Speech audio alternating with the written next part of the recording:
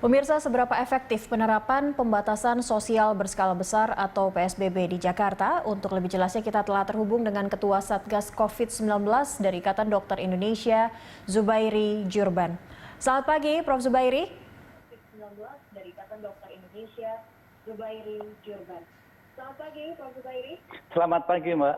Iya, Prof, ini kalau kita tahu kemarin terupdate 3.293 kasus terkonfirmasi positif. Ini kenaikannya 337. Artinya dalam seminggu ini kenaikannya terus bertambah 100 jumlah pasien 100 dan 100 hingga mencapai 337 pasien positif terdata kemarin begitu. Apakah PSBB ini sudah menjadi cara terakhir begitu bagi pemerintah pusat untuk kita bisa menekan mata rantai penyebaran COVID-19, khususnya untuk kota Jakarta saja yang sudah dinyatakan sebagai epicentrum COVID-19 di Indonesia?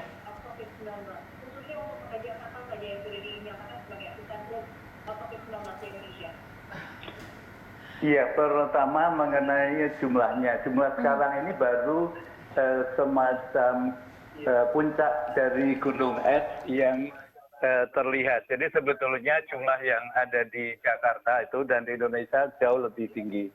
Okay. Apakah efektif?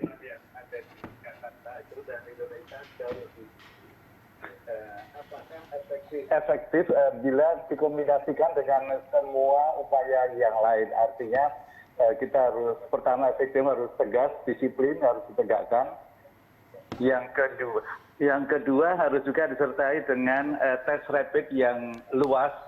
Saya harapkan bisa tes 10.000 tes setiap hari di Jakarta. Kemudian setelah tes ketemu beberapa yang positif, kemudian diisolasi karantina. Kemudian setelah itu harus ditelusur yang positif ini siapa saja kontaknya. Kemudian kontaknya dites, kalau yang positif kemudian juga langsung isolasi karantina. Selain itu juga perlu seperti yang dikerjakan sekarang, saya lihat di TV ini sekarang ada restriksi kendaraan yang lalu lintas yang ada di jalan harus amat direstriksi. Ya.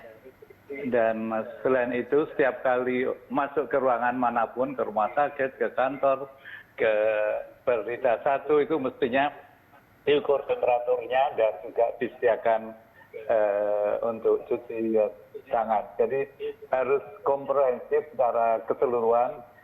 Di lain pihak juga diperlukan untuk tenaga kesehatan memakai APD sesuai dengan lokasinya dia ada di mana.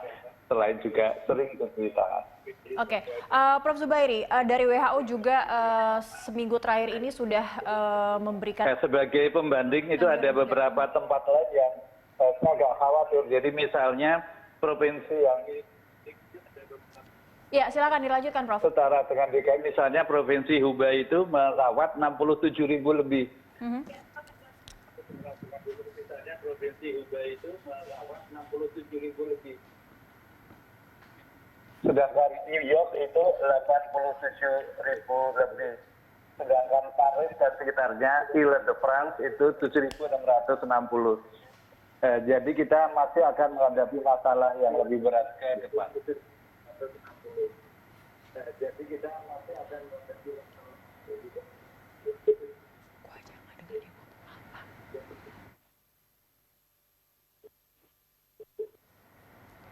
Ya, Prof. Zubairi, maaf Prof, bisa hanya menyaksikan TV, tidak mendengarkan suara lewat telepon karena ada gangguan komunikasi yang kita dapatkan di sini.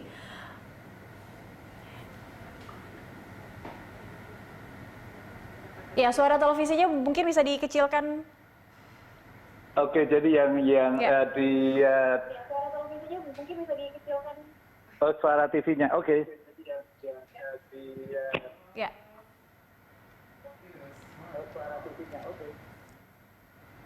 Ya, silakan Prof. Ya.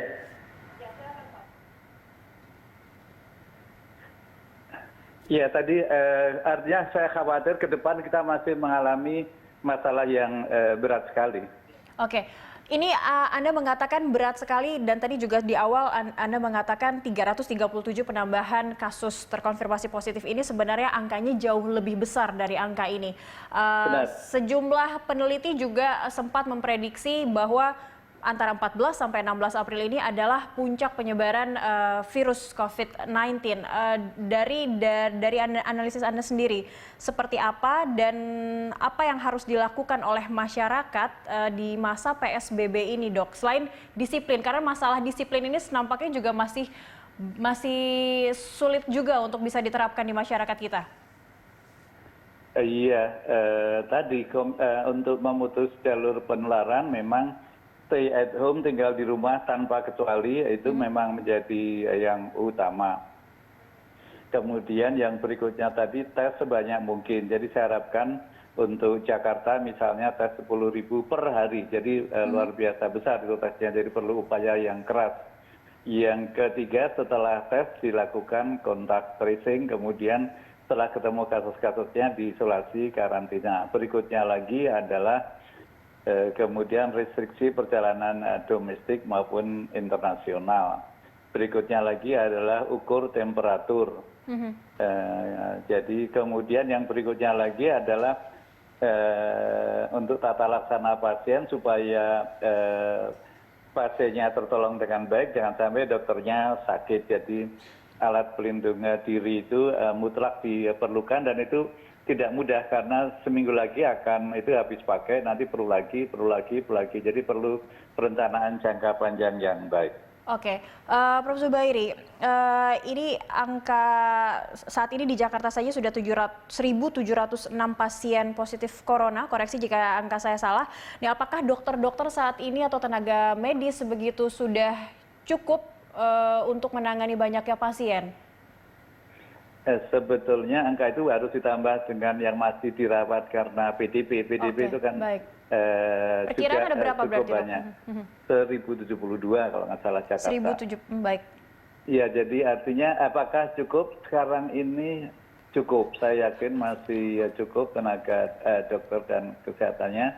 Namun ke depan mungkin sekali kita akan kewalahan banget karena bagaimanapun kita harus belajar dari negara lain walaupun kita berharap angka tidak begitu cepat bertambah, namun kenyataan di lapangan dan kenyataan banyak negara lain amat mengkhawatirkan. Jadi artinya kita semua harus karena begini, kalau orang tinggal di rumah itu maka yang sakit bertambahnya sedikit, kalau bertambahnya sedikit dokternya tidak terlalu kewalahan. Namun jadi saling kait mengait antara upaya satu dan upaya yang lain. Jadi kalau kita tidak tinggal di rumah kemudian tertular, yang dirawat makin banyak, ya itu akan menjadi masalah. Yang berikutnya yang paling penting aku belum sebut tadi adalah rapid test. Rapid test ini jadi tidak bisa tes 10.000 atau berapa itu tanpa rapid test, dan ternyata setelah saya pelajari baik di Australia maupun di New York itu rapid test yang antibody, yang immunoglobulin G dan M itu juga dipakai di sana. Jadi pakailah yang sudah disediakan pemerintah sekarang yang sudah mendatangkan ratusan ribu tes itu. Perkara nanti ada tes rapid yang PCR itu menurut saya boleh saja, baik saja, namun tidak perlu menghapus tes yang sekarang ada. Oke, Prof. Zubairi, ini ada istilah lagi OTG, orang tanpa gejala. Apa yang harus diperhatikan oleh masyarakat saat ini? Iya, itu pentingnya stay at home, tinggal di rumah itu karena ada juga orang dengan COVID-19 ini yang tanpa gejala sama sekali. Sebetulnya bisa dibagi dua. Yang pertama adalah kelompok pre-symptomatic, artinya tanpa gejala dan nanti akan muncul gejala setelah masa inkubasi selesai. 7 hari, 14 hari kemudian baru muncul gejala dan pasien menjadi berat. Yang kedua adalah orang yang terinfeksi, dari mulai terinfeksi sampai sembuh total sama sekali tidak ada gejala. Ini yang berbahaya dan ini lumayan banyak, di atas 20%. Jadi artinya kita memang benar-benar wajib waspada, wajib tinggal di rumah karena kalau tidak kita bertemu orang yang tanpa gejala, tahu-tahu kita tertular. Atau sebaliknya, karena kita merasa sehat tanpa gejala, tahu-tahu kita ada virusnya dan kita menularkan ke banyak orang lain. Oke, Prof. Namun saat ini kita masyarakat juga ada yang dalam kondisi mungkin mereka harus mendapatkan perawatan rutin begitu ke rumah sakit. Namun juga ada kekhawatiran bisa saja saat pulang atau dari rumah sakit dia bisa statusnya menjadi OTG, orang tanpa gejala. Apa yang sebaiknya bisa dilakukan untuk saat ini khususnya bagi orang-orang yang memang membutuhkan perawatan rutin untuk harus datang ke rumah sakit saat ini, Dok? Jadi misalnya kita sakit, katakanlah batuk, pilek, demam, jangan ke dokter obati sendiri. Bagaimana kalau kita diare? Kita diare juga obati sendiri. Kalau 2 hari belum baik, tetap obati sendiri. Kalau makin berat, baru ke rumah sakit. Oke, bisa melakukan pengobatan pribadi dulu seperti itu, sebisa mungkin menghindari mengunjungi vaskes begitu ya, Prof ya? Iya, ya karena dulu memang Anda sakit segera ke dokter. Ini sekarang jangan, sebaliknya. Anda sakit obati sendiri ke dokter belakangan kalau terpaksa saja. Karena kalau Anda ke dokter, Anda ke rumah sakit, risiko tertular lebih besar. Baik, tadi belum sempat Anda jawab, Prof. Apakah ada angka konkret khususnya untuk kebutuhan tenaga medis, relawan, dan juga alat-alat pelindung diri begitu saat ini yang dibutuhkan oleh para dokter yang menangani COVID-19? Kalau jumlah saya tidak menguasai, saya kira itu mungkin persentase kompetensi berapa dari banyak yang dibutuhkan? Kemenkes ya. Oke, baik, Prof. Untuk Jakarta sendiri, kita sudah ditetapkan sebagai kawasan yang juga epicentrum dari penyebaran COVID-19 ini. Anda memandangnya seperti apa? Kenapa Jakarta akhirnya bisa menjadi epicentrum dari penyebaran COVID-19? Iya, tadi saya sampaikan sebagai analoginya Wuhan yang di provinsi Hubei itu kan ternyata memang juga banyak sekali, ada satu provinsinya ada 67.000, kemudian ya di banyak tempat, di Paris, New York, apalagi New York itu bahkan kan tinggi luar biasa, 40% dari total Amerika itu ada di New York. Artinya memang kota-kota besar dan padat dan transportasinya lalu lintasnya luar biasa padat itu memang memungkinkan untuk penularan penyakit ini dengan cepat. Jadi memang khusus untuk Jakarta kita harus lebih waspada, lebih hati-hati dan bekerja lebih cepat dan lebih serius untuk menangani masalah ini. Oke, terakhir Prof. Zubairi, untuk rumah sakit, baik rumah sakit rujukan dan sekarang juga sudah banyak rumah sakit swasta begitu yang memberikan bantuan penambahan ruang perawatan begitu, apa yang paling dibutuhkan saat ini dan mungkin fasilitas-fasilitas apa yang harus ada baik bagi rumah sakit darurat itu? Iya, dulu kan kita konsentrasikan kebutuhan pada rumah sakit rujukan. Yang makin lama memang jumlahnya rumah sakit rujukan ini makin banyak. Nah, sekarang ini ternyata rumah sakit yang merujuk itu ternyata mempunyai kesulitan karena ada pasien kan cukup sering di rumah sakit manapun pasien dengan panas, batuk, sesek. Nah, kemudian kalau di ronsen ada pneumonia namanya PDP. PDP harus dirawat. Kalau dirujuk nggak mungkin sudah penuh semua rumah sakit rujukan. Kalaupun sudah ada hasilnya, mau khusus juga perlu waktu antri.